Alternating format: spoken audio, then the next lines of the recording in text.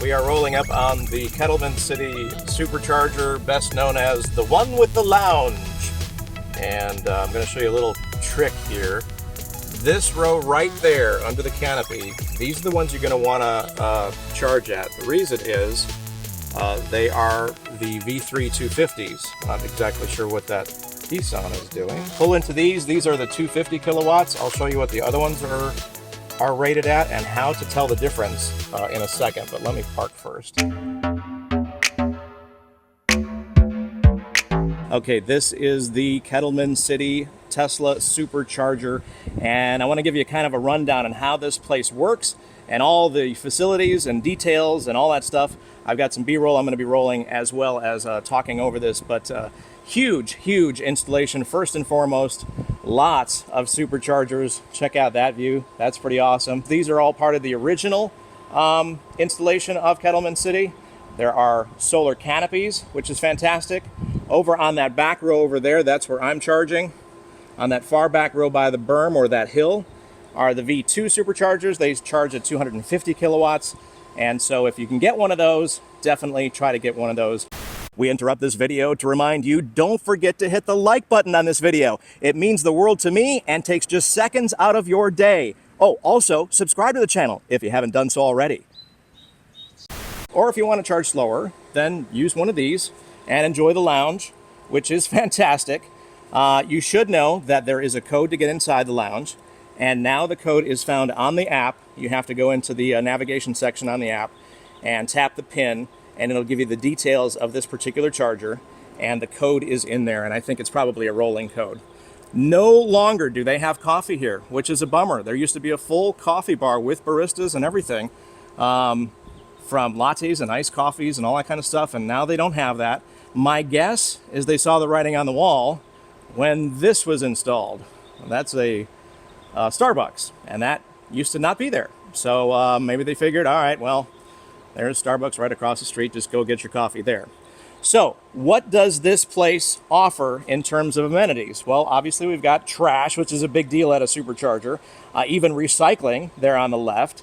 They've got an area over here for your dog, which is great, with complete with a fire extinguisher and a little patch of fake grass and dog bags and everything, so that's pretty cool.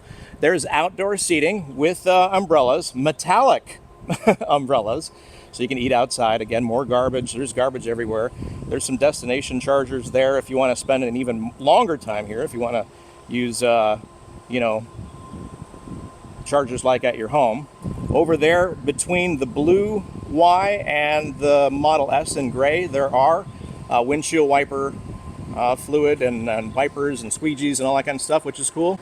Again, garbage everywhere, or garbage cans, I should say. I think for after hours, there are actually 2 restrooms over there as well, if the lounge is closed, which it probably is after hours. So that's where you use the bathrooms over there. And then again, you need the code to get into there. Inside, they have vending machines with all kinds of stuff. They even have like Uno and, pharmaceutical stuff and snack packs and all kinds of different things inside with the vending machine. And of course, there's seating and tables. We happen to be getting Carl's Jr. across the street, so they're going to bring it back, and we're going to eat probably inside the lounge while we wait for our car to charge.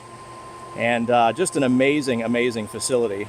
The shade alone is better than the other side of the Kettleman City, which has way more chargers. And of course, there's the in and out, which is where we stopped on our first part of this road trip. But nothing beats having your own lounge at the Kettleman City Tesla Supercharger. I'll throw up all the details on the Supercharger itself, how many stalls and all that kind of stuff. I believe it's 40. And again, it's mixed with V2, V3, destination for some reason. I guess if you really want to spend a long time here, use the destination charger. It's going to charge really slow though. Views are kind of cool. It overlooks the San Joaquin Valley. And in terms of food options, like I said, we've got the Starbucks, a Jack in the Box is in distance, a Dunkin' Donuts over there, a Carl's Jr., and then all kinds of stuff on the other side of, I could see a Baja Fresh through there as well. All kinds of other stuff on the other side. Denny's is in view. So the Kettleman City off-ramp definitely offers a lot of different amenities in terms of food options and places to rest and all that kind of stuff. But that's it. This is the Kettleman City Tesla Supercharger. All kinds of cameras, by the way. I don't remember seeing those before. I'm sure they were there. Camera there. There's one hanging off the edge of the building over there. So very impressive. I wish more and more were like this. Obviously, there's the new Tesla Diner down in Hollywood. That's going to be popular. But if you're on a hardcore road trip down the 5 and you just need to get a charge and you need a place to stretch your legs and go to the bathroom, this is definitely the spot to enjoy. All right, I promised to share with you how to tell the difference between the different superchargers now that they're out there. This is a V2 supercharger stall, and obviously you can tell right away with the 150 kilowatt flag on the top. But another way to tell, there's two other ways. We've got a thicker cable here, much thicker cable. But if you're rolling up to these and you're not sure, you can tell right away by the silver ring on the handle.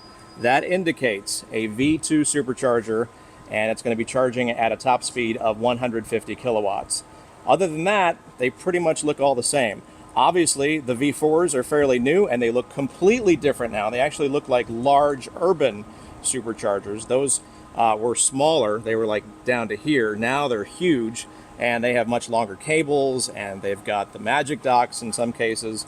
So just wanted to give you a heads up on how to tell the difference between these two real quick. I'll go show you the 250s in a second. So now we're looking at the 250 kilowatt V3 supercharger. And again, the stall itself kind of looks the same, but we've got the flag on top. That's one indicator.